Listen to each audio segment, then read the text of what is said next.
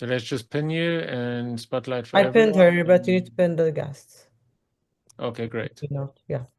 Hi. Take Okay. it away. Hi. Hello. Thank you very, very much. Distinguished guests, esteemed colleagues, and the honored keynote speaker, Professor Renu Nanda. Good evening and welcome to our session. My name is Professor David Gross, and I'm the Dean of the Faculty of Education at Bar-Ilan University, and also the chairholder of the UNESCO Chair for Values, Education, Tolerance, and Peace, and the chair and head of the Saul Van Gelder Center for Holocaust Research and Instruction. It is a privilege to welcome you all to this keynote session on intercultural competence in a world in crisis. Today, we gather at a pivotal moment, one in which the very fabric of our interconnected world is being tested by political conflicts, deep social divisions, and the increasing of intolerance. More than ever, the ability to navigate cultural differences with empathy, understanding, and critical reflection is not just an academic ideal, but a global imperative. Intercultural competence is no longer a skill reserved for diplomats, educators, or global businesses leaders. It is a necessity for every individual engaged in our increasingly complex societies. As nations grapple with polarization, migration crisis, and the challenges of fostering social cohesion, the ability to communicate across cultural boundaries, to engage in meaningful dialogue, and to build bridges for mutual respect has become one of the defining skills of the 21st century. Scholarly discourses on intercultural competence has evolved significantly over the years. Initially viewed as a set of communication strategies for engaging across cultural or across cultures, it is now recognized as a deeply psychological, ethical, and even political process. It requires not only cognitive knowledge, but also emotional intelligence, cultural humility, and a readiness to challenge our own biases and assumptions. The global crisis we face today, wars, displacement, social fragmentation, and digital echo chambers underscore the urgent need to refine and expand this competence. Our keynote speaker today is at the forefront of this discourse. Professor Renu Nanda, she is Professor of Education from the University of Jammu and Kashmir in India. Welcome, Professor Renu Nanda. She is a convener of National Education Policy 2020 cell of the university. She has completed 15 research projects. She guides 15 PhDs, and she is associated with International Red Cross Committee, Bharat Scouts and Guides, extension work with children and women in conflict zones.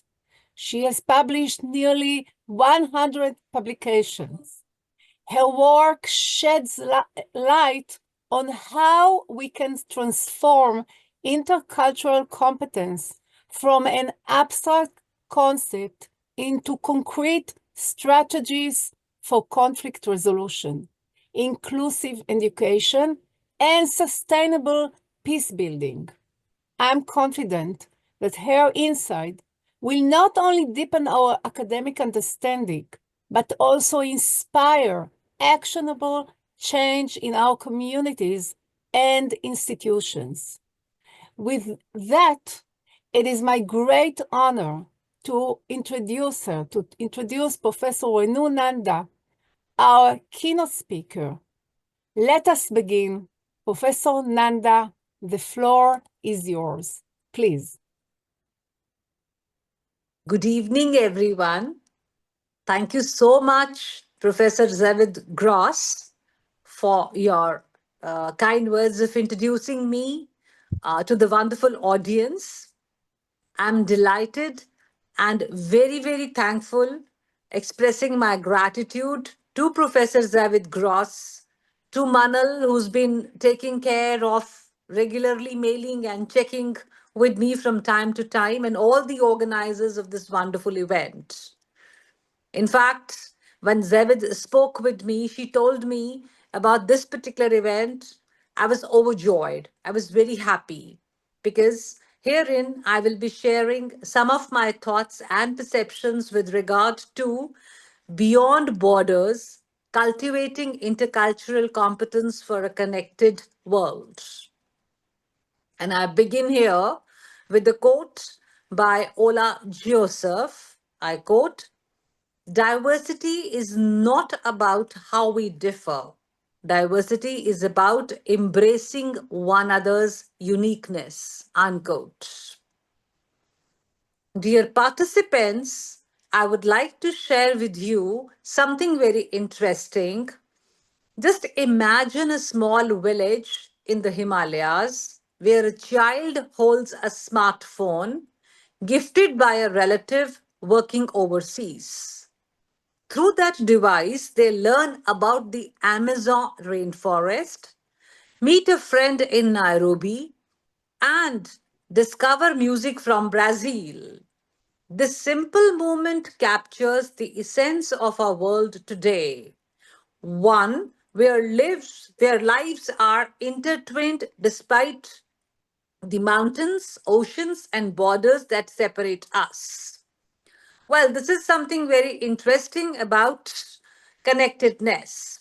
We know that the borders are very fragile because they are human made.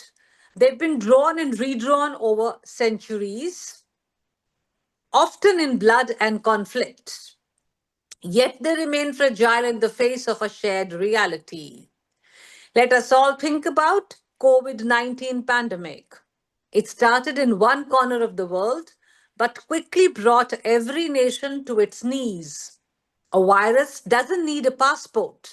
It's a reminder that our health, survival, and future are deeply connected. But this isn't just about challenges, it's also about opportunities. The vaccines that saved millions were developed through unprecedented global collaboration. Now, I would like to also share with you a very interesting story based on humanity.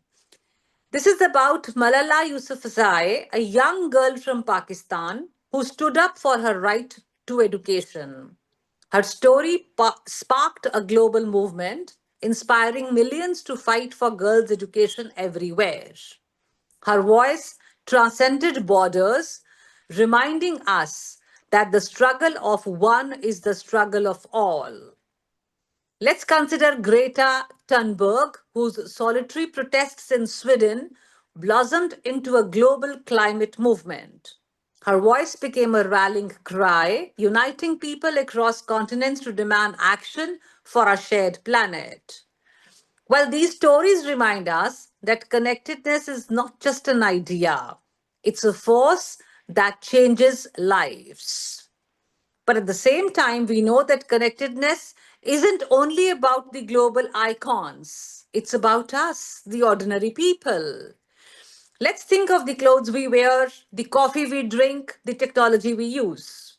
They are the result of hands and minds from different corners of the globe. When we choose fair trade products or support local artisans, we are contributing to a web of global fairness. Our social media post, our donation to disaster relief, our open-minded conversations, they all ripple outward, touching lives we may never see. Now, the most profound borders we need to transcend aren't physical, they are mental and emotional. They are the walls we build out of fear, prejudice, or maybe sometimes ignorance. When we choose empathy over division, when we celebrate diversity instead of fearing it, we dismantle these invisible barriers. Connectedness is not just about geography, it's about the willingness to see ourselves in others. I was talking about a child a while ago. Now I talk about another child in a remote village, a scientist in a bustling city, an artist in a quiet studio, and a farmer in a field. They may never meet, but their lives are intertwined. As we face the global challenges and celebrate the shared triumphs, we must remember that we are not just citizens of nations, we are citizens of a shared planet. And in this interconnected world, every choice we make has the power to shape the future for all. So let's move beyond borders, which are physical, cultural, and ideological, and embrace the beauty of a shared humanity. Intercultural competence, ladies and gentlemen, is actually a bridge between individuals, communities, and nations that fosters mutual respect, reduces conflicts stemming from cultural misunderstandings, and promotes collaborative efforts on global issues, from environmental sustainability to international human rights. The intercultural framework considers values, beliefs, communication styles, and socio-cultural norms unique to each culture, highlighting the importance of perspective taking and openness to difference. As societies and organizations become more diverse, individuals with intercultural competence are more likely to thrive in multicultural environments and positively contribute to the community. In workplaces, intercultural competent employees demonstrate adaptability and conflict resolution skills that transform organizational culture and enhance team dynamics. They certainly help foster inclusive practices, build trust among diverse team members, and create innovation by bringing together a wide range of perspectives. In educational settings, intercultural competence encourages students to become global citizens by fostering critical thinking and empathy, preparing them for the complexities of an interconnected world.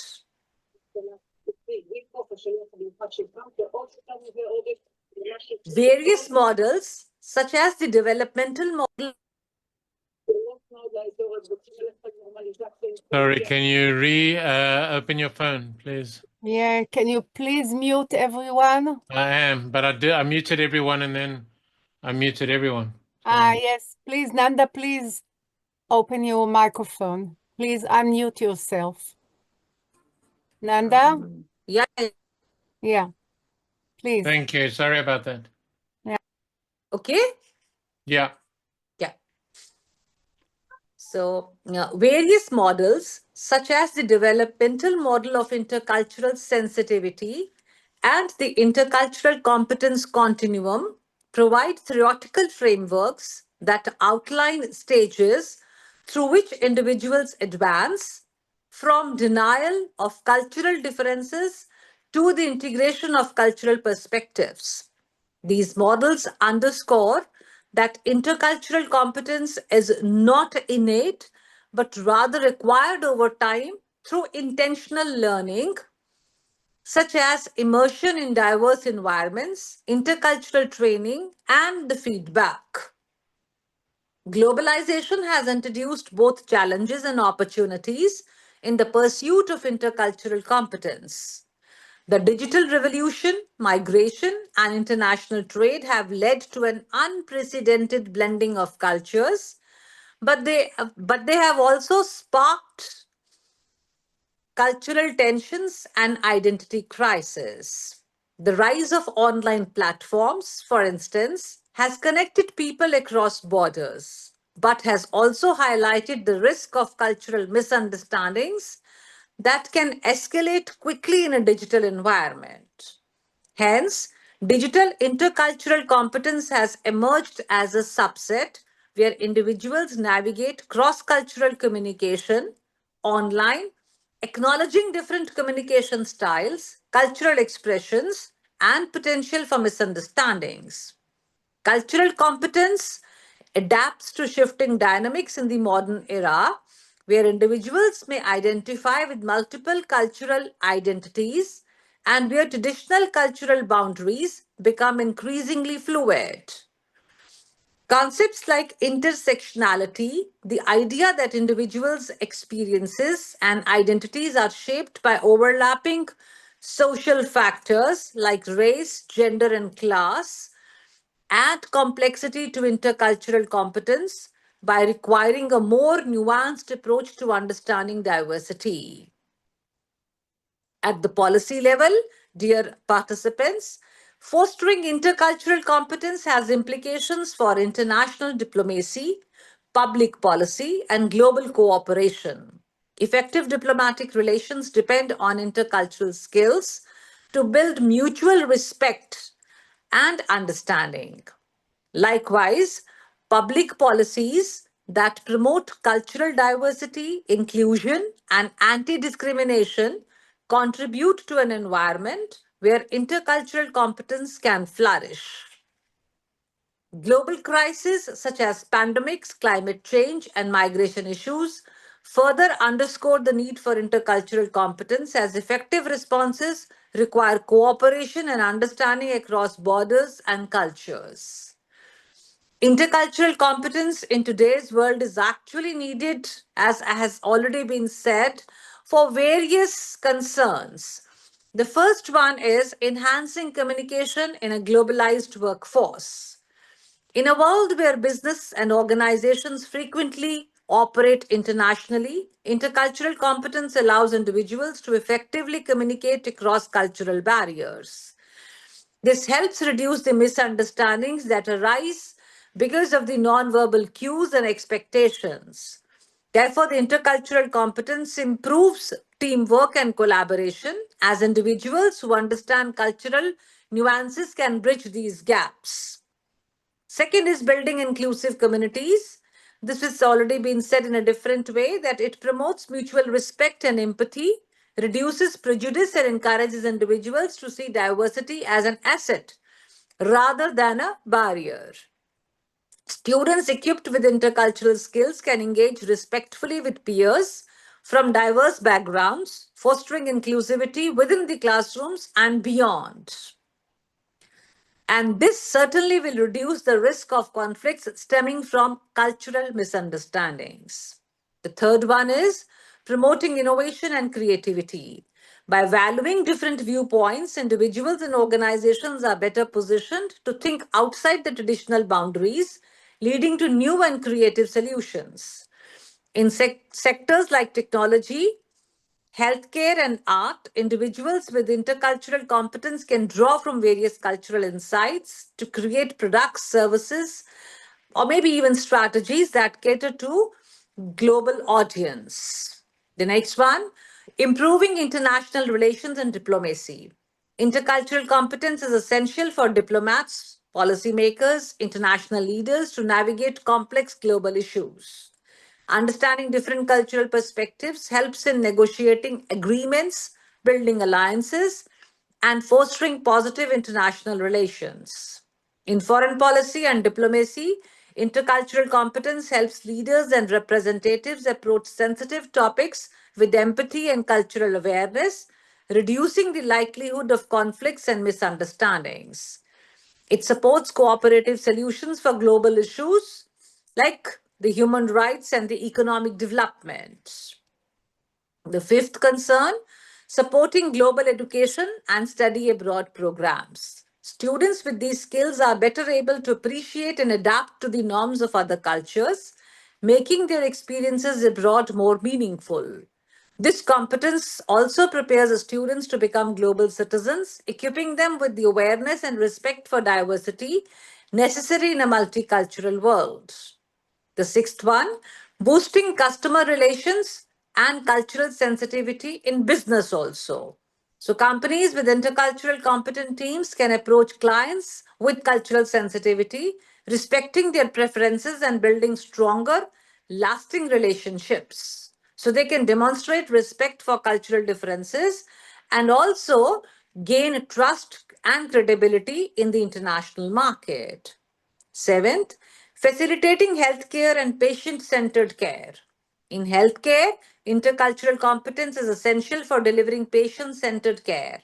Healthcare providers who understand the cultural backgrounds of their patients can communicate more effectively, recognize culturally specific health beliefs, and provide treatments that respect the patient's values and preferences. This competency improves patient satisfaction and compliance as individuals feel understood and valued. It also reduces disparities in healthcare outcomes for minority groups by addressing linguistic and cultural barriers that could otherwise limit access to effective care. Eighth, navigating cultural complexity in digital spaces. The rise of digital interactions has added a new layer to intercultural competence as people frequently interact across cultures online. This requires awareness of digital etiquette, culturally sensitive language, and the ability to communicate with empathy in virtual environments. Intercultural competence enables individuals to navigate the complexity of digital spaces where cultural expressions may differ. This is essential in managing cross-border online teams, supporting remote collaboration, and even addressing cultural issues in online communities. Ninth, reducing biases and prejudices. Intercultural competence helps individuals confront and reduce biases by fostering a deeper understanding of cultural diversity. Through increased awareness and exposure to different cultures, people can challenge stereotypes and avoid the pitfalls of prejudice, creating more harmonious interpersonal and societal interactions. Training and self reflection help individuals recognize their own cultural assumptions and adopt more inclusive mindsets. The 10th one, encouraging sustainable development and global cooperation, which Professor Zavid just mentioned a while ago. Many of today's most pressing challenges, such as the climate change, poverty, and public health crisis, require coordinated efforts across countries and cultures. Intercultural competence facilitates such cooperation by fostering mutual respect, openness, and trust among international collaborators. By promoting understanding, intercultural competence allows diverse groups to work together more effectively. Therefore, it can be said that intercultural competence is not about finding similarities, but appreciating differences with empathy and respect. Before I conclude, I would like to share with you a very famous quote of Mahatma Gandhi, the father of the nation in India. And I quote, "Our ability to reach unity in diversity will be the beauty and the test of our civilization," unquote. I'm saying this because we all know, we all appreciate, after all, the world is one family. Thank you very much for this opportunity given to me. Now, I think it's open for the question answers. However, the organizers feel, I am here to take the questions.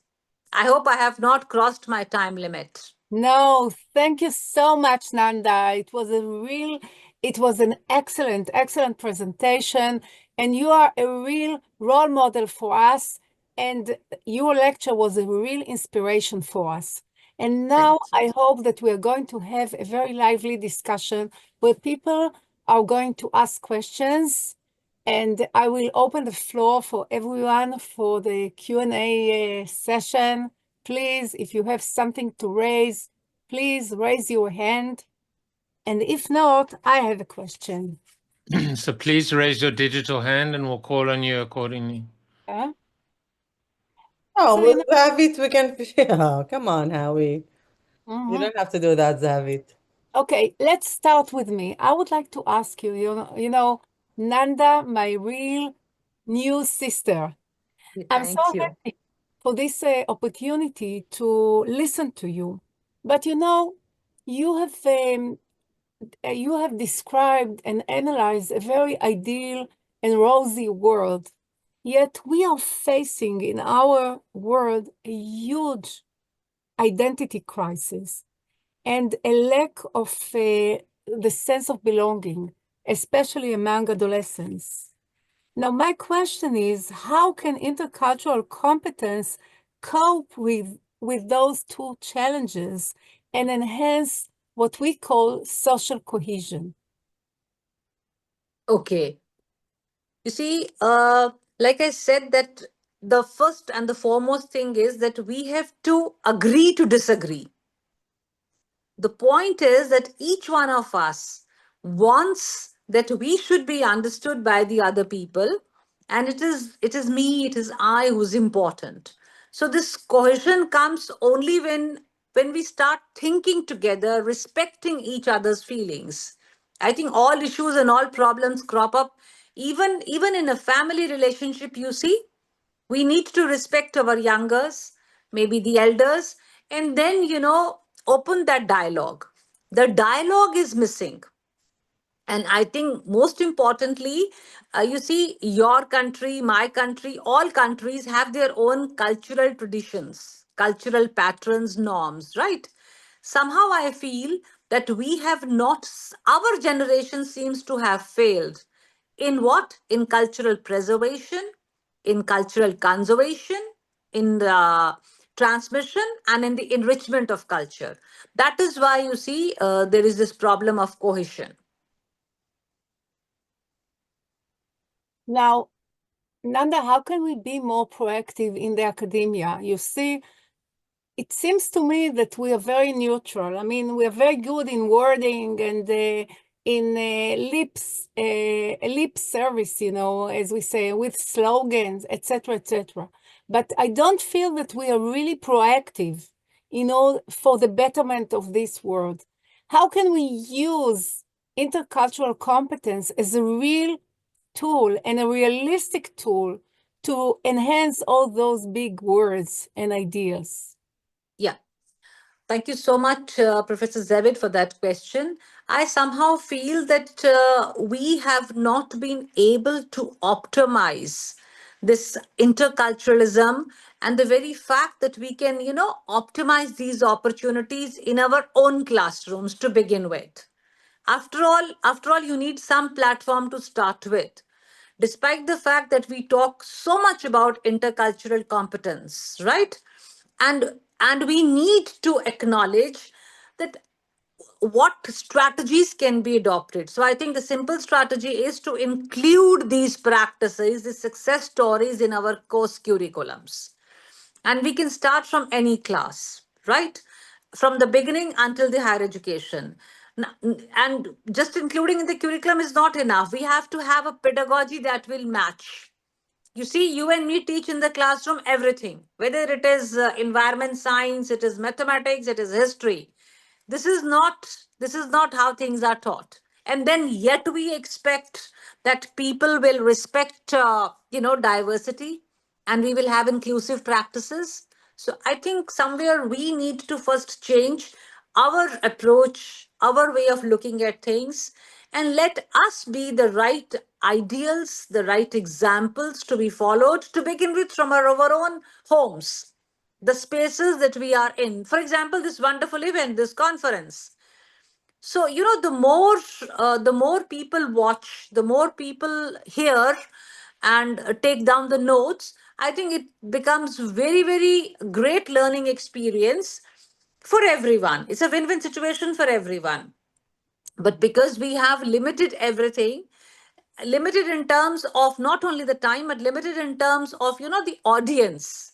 So we need to at least I'll be very happy if you share some of the outcomes of this particular very significant event. Dialogues are happening all over, but this is something you all are doing, working so hard practically, because you appreciate and understand that intercultural competence is the need of the hour. And we need to be, taking others. I just gave examples of COVID and, other examples also. So it's actually the humans who are making life very complicated. Otherwise, it isn't. There are actually no boundaries, right?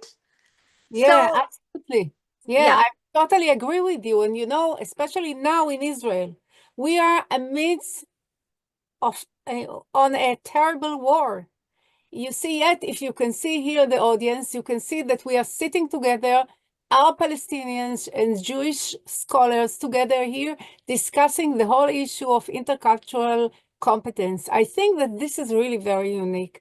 This is something that doesn't happen in any other part of the world.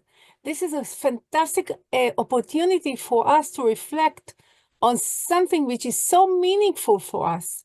And my question is, are we allowed to be neutral? It's a very tough question. Are we allowed as scholars to be neutral? Are we allowed? To be neutral? Yeah. You see, I'll tell you, I think there cannot be a fixed or a straight answer to this question. It depends on the situation, it depends on the place you are in, the context in which we are looking at being neutral. Sometimes the situation is such that it demands us to be on either sides. We have to be. Because you see, as facilitators, as navigators, right?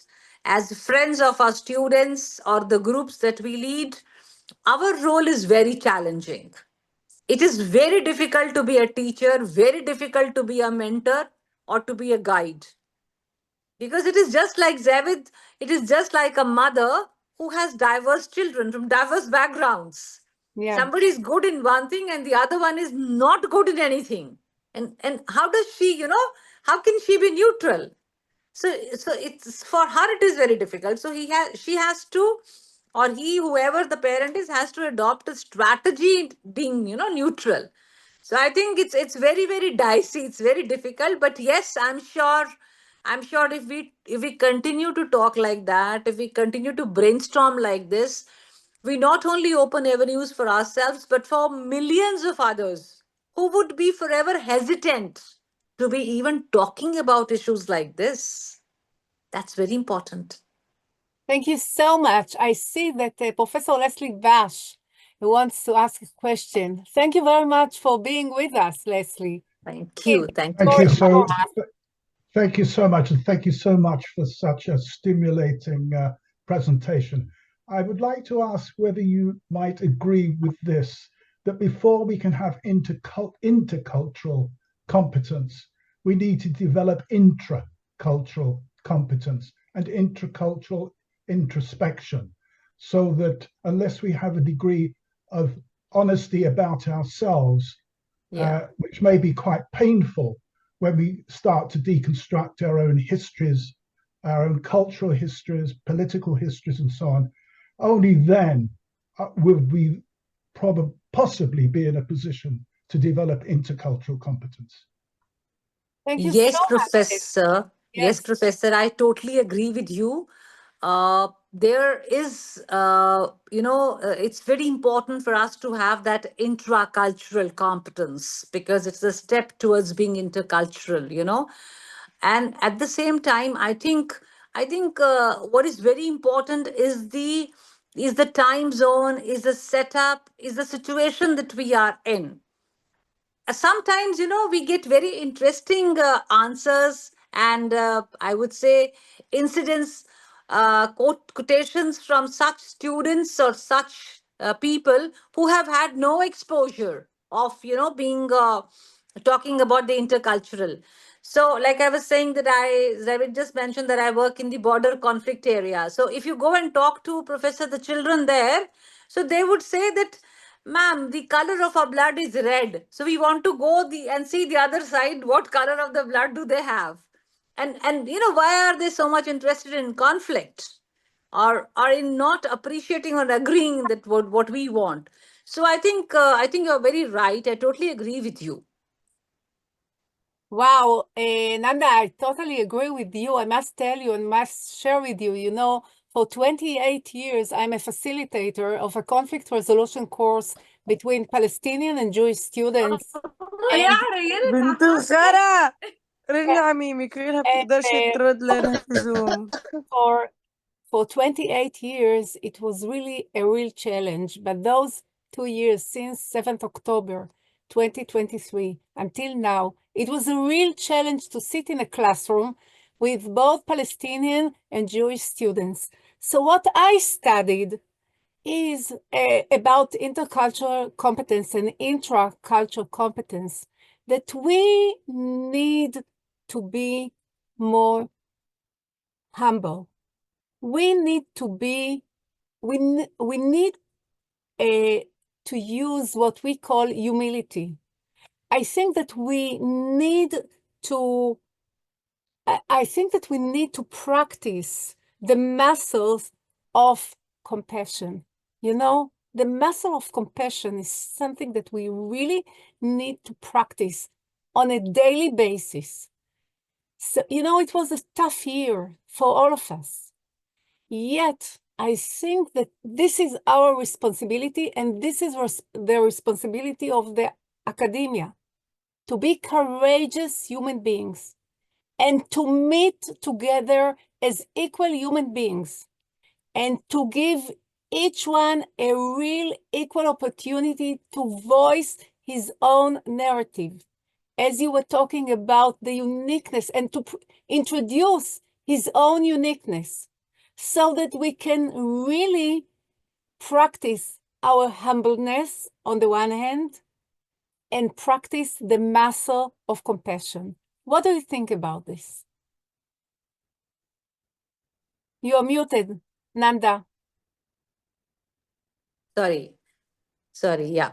Can you hear me now? Yeah. Absolutely. I totally agree with you. We need these qualities. And how is it that we can actually practice these qualities? The problem is that everybody talks, like you were saying a while ago, that we talk. And while talking, we are very humble, we are very polite, we are very generous, whatnot, epitome of all the qualities. But I think I have somehow felt right from the beginning that simple things, you see, it's across the world. You see the classrooms, the school buildings. I'm talking of the government school buildings and not those elite schools, wherein, on the walls it is written, hard work is the key to success. Respect your elders. Honesty is the best policy. Practice makes a man perfect. Work is worship, like that. So I think very simple. I always tell everyone, why cannot we read it every day, at least one thought, and then see how can we imbibe this into our lives? Because when we imbibe, our students, our children, people whom we come across with, they will automatically imbibe. The problem is, the big problem, that these are written there. We read, we don't, in fact, I think half the time people don't even read that. That is why there is so much of gap, and that is why there is so much of, there's so much of misunderstanding. Nobody wants to respect anyone, nobody wants to acknowledge anyone. And see, where were we talking about things like the conflicts? I mean, even if we had conflicts, there were different conflicts in the past that we've had. But today, the conflicts are about, your pen, my pen, your pencil, my pencil, your dress, my dress. So these are such petty conflicts, and they become such big issues is just because we lack the basic quality to be a humane. There's no humaneness. There's nothing now. We compassion, and then sharing, caring, all these things. And I think a lot depends on the education that a child gets right in the beginning. See, mother is the natural, the first teacher of a child. So I think along with the school education, there is a need, certainly a need, I totally agree, for every child, every citizen to be member of one lead national or even maybe state level organization like the International Committee for Red Cross, the Scouting and the Guiding Movement, or work for the aged. These qualities will automatically come. We cannot inject these into the people. I totally agree with what you have said. You know, as I told you, this year was very, very tough in terms of intercultural competence and intercultural dialogues. As I told you, I'm a facilitator of conflict resolution course between Palestinian and Jewish students. And you know, there was one phenomenon which was really unbelievable. There was silence in the classes. I mean, it was very difficult to activate them to start talking.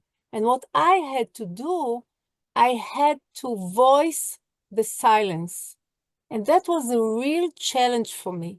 So my question is, how can we voice the silence within an intercultural competence terminology and conceptualization?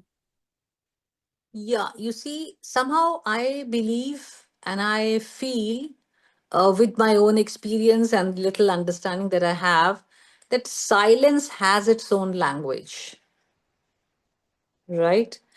And there are various ways by which, as a teacher, as a person who is a mentor or a navigator, can try to understand the conflicts, the confusions which are undergoing in these young minds for several reasons. And the best way to unwind, to help them to open up, I think personally is the way of art. And when I say art, it can be visual art, it can be performing art. Believe me, I've done that several times. See, we have seen in our own Jammu and Kashmir so much of gun culture, right? And what not, like what you are going through. So we've also gone through all that. So the best is to give, it depends on the level. In higher education, you cannot do that. There'll be different strategies. So in school, I would generally give a crayon and a piece of paper to children who would not want to share or speak anything, and just ask them as to whatever is going on in their mind. They can just draw. They may not even write something, just draw, or maybe sing a community song. But then as we go higher in the higher classes, right, so we can organize something called as a skit, as a play, maybe a different kind of we can start with some different kind of a conversation, uh, not addressing immediately the conflicts which are in their minds for whatever reasons. We've had similar kind of issues, like Jammu and Kashmir is one of the best examples of what you are saying, and also of the diversities that we have here in our own classrooms and wherever we go and meet people. But I think one thing is very important, is that one has to have one's own balance, clarity, and not bring at least certain personal issues in the class, which is that I am a Hindu teacher or a Muslim teacher or a Christian teacher, and then somehow follow the middle path. There is no need. Like I always say, Zavid, what is the need? In India, we do that when the students are asked to stand for the morning assembly, the prayer, so we ask them to fold our hands. Now, I want an answer from all those who are connected. Is this that when we fold our hands, is that we get closer to the God? Is it that the prayers will be answered more seriously? Right? So it's just, why are we forcing the students to do this and close eyes? So when I got this opportunity to work in a school, the first thing I said is no closing of the eyes and no folding of the hands. Stand the way you want to stand. And all of you begin your day with a silent prayer. You can be from any religion, any community. Just do a silent prayer. And after that, we do a common prayer. You see, one has to actually be practically doing these things. And it's very, very interesting what you have said, and it's very interesting that you added into our discussion the whole issue of religion, because religion is the elephant in the room, and we didn't have an opportunity to discuss this specific component entitled religion in terms and in relation to the whole issue of intercultural competence. But I see that there are some people who want to ask questions. So let's ask Professor Blythe-Heinitz. Would you like to ask a question? Well, but I think Zinder is for Anna is first, so please call on Anna first. Okay, Anna, I'm sorry. Anna, yes. Thank you. I'm a school teacher, and what I used to teach in Russian, now I'm in Israel. So, but the thing which I noticed that when the students are taught history, they're mostly taught the history of wars, and the diplomatic solutions is something which is usually left aside, and so they get some heroic past, and the history, which how it is taught at school, doesn't pay attention to the situation in which the wars were resolved by the diplomatic effort. And I think that this is a very important part of the educational system that I would nowadays, I think we must, as educators, stress this part of their human history. What do you think? Is anything done about it? That is my question and my speculation. Yes. Thank you. Thank you. Thank you so much for that, Anna. I personally feel that history is one subject which cannot and should not be taught like other subjects. So it's just like, I mean, if I was a history teacher, imagining, right? Though I don't teach history, but we talk about history of education. So how would I want to teach history in a school? I think I would want to sit with the students in a circle outside the classroom and tell a story of whatever I want to talk to them about, whatever I want to teach, whether it is about the wars or the conflicts or the peace building initiatives, right? Anything, everything to do with history in the form of a story.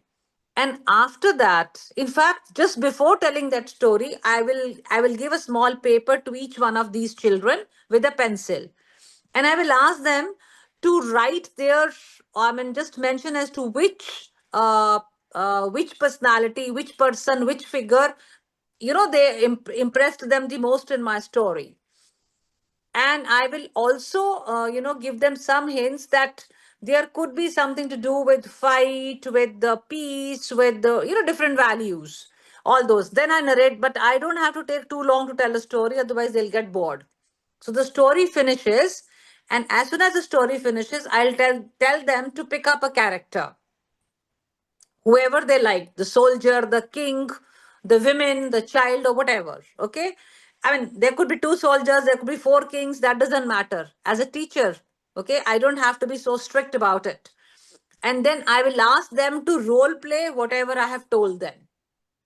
But in that process, I should not be continuously telling them to be, like exactly like what I told them.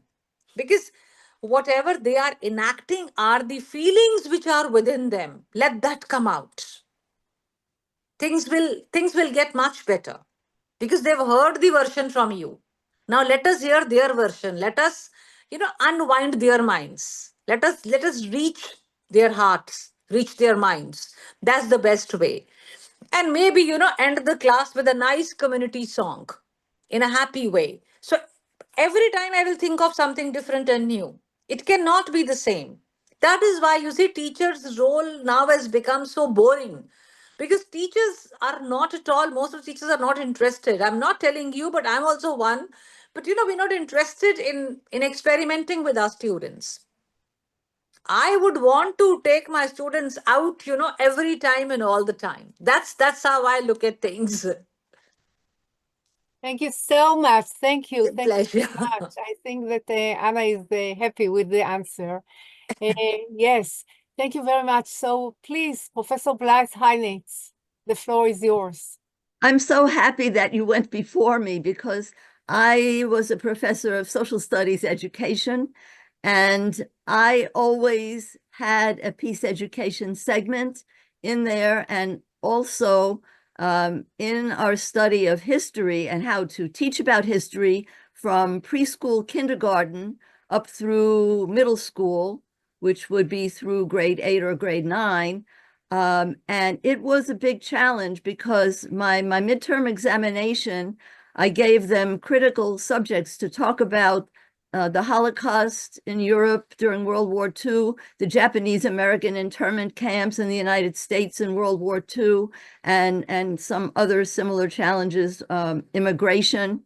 And I got lesson plans and units that were quite diverse, and the small groups that worked on the topics had to collaborate. And so I think that it's really important to bring this in. And what I was going to say was that I also use art in higher education. And I'm wondering if you or anyone who's on the Zoom call can give other examples of it, because I have found the same exact thing that Professor Renew that you have said, and I apologize if I'm mispronouncing your name, but I have found that art works with all ages, with adult education groups. The last line I couldn't get. Please say that again, the last line. I found that art works also with adult education groups. It works excellently. I tell you, art is a very strong medium to reach the unreached very effectively, and it will always bring the positive results. But we're not using that in our classrooms. That's what I'm saying. The teachers do not, you see, we don't go beyond a particular level. So it's the mind of the teacher that plays a very significant role in a class.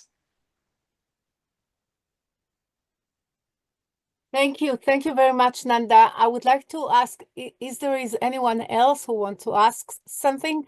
If not, I would like to ask you about the religious component. How do you deal with the religious component within an intercultural competence conceptualization and classrooms? You see, when we talk about the religious aspect, I teach a paper called Comparative Education to both my MA and MEd students. And in that, invariably, I have seen I've been teaching for 27 years, that there is an element of religion, caste, class, and a few more factors. So initially in the beginning, I would find it very difficult to be talking about religion because I am not exposed to all the religions. I may know a little bit about every religion, but I cannot. So then I thought of a very interesting thing. That's how, teachers, we also learn with our students. So the best is that I would ask in my class, of course, we have diverse students from diverse religions, diverse backgrounds. That you are, somebody is a Christian, somebody is a Muslim, somebody is a Sikh. So I would ask them to talk about their religion, their perspectives, and share with the others. What religious practices, how is it that religion interferes in their daily life? Or how is it the religion guides them? Both ways. And I tell you, they share with a lot of comfort and very openly because they're talking to their own peers. And similarly, the other. So finally, what I do is, because there will be at least 5 or 6 students from one particular religion, and maybe 1 or 2 of them will speak, the others are spectators. The ones who do not speak, then after the speaking part has been done, then I ask them, the others sitting, now tell me, what is it that you have learned from this interaction? And I tell you, the results are amazing. Every time I get to learn new things, and the best part is most of them say, ma'am, there aren't enough of, like differences in the religions. After all religions are the same. It's just that today I'm wearing a green dress, tomorrow I'm wearing a black, but dress is a dress. Right? So some of them, but then there are some, I will not say all, who are rigid, who are kind of fundamentalists, and they would not some of them would not even want to talk about religion as a factor. Because in Indian system of education, we have a period in Indian history which is the medieval India, dominated by the Muslims, right? And most of the students would not want to talk about this period for whatever. And as a teacher, I do not force them to talk about it. We all know about it. So if you want to talk, you talk. You don't want to talk, you don't talk. So I think the role of a teacher has always to balance all these things. There's no way by which we can say that, whatever I have taught, to give me that answer only. I even go to the extent of saying that while teaching numbers, if a student will say that 2 plus 2 is 5, I'm the last one to say it is wrong. I will say it is right. But please explain this to me. That particular individual, child, adult, whoever it is, will have his or her own story as to why this is 5.